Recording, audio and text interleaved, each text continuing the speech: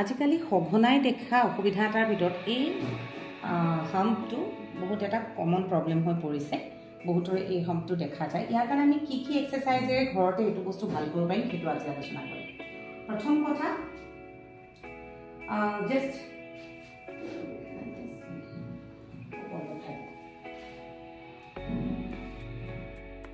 হাতখন এনেকৈ ক্ৰছ কৰি ৰাখি ওপৰলৈ উঠাম।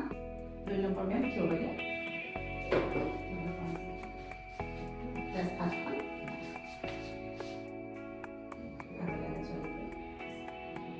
3 নম্বৰতে জাষ্ট হাতখন মেলি ৰাখা।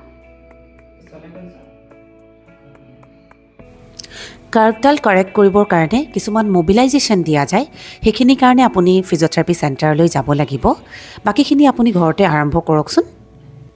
প্ৰত্যেকটো ব্যায়াম 15 বাৰকৈ দিনে 2 বাৰকৈ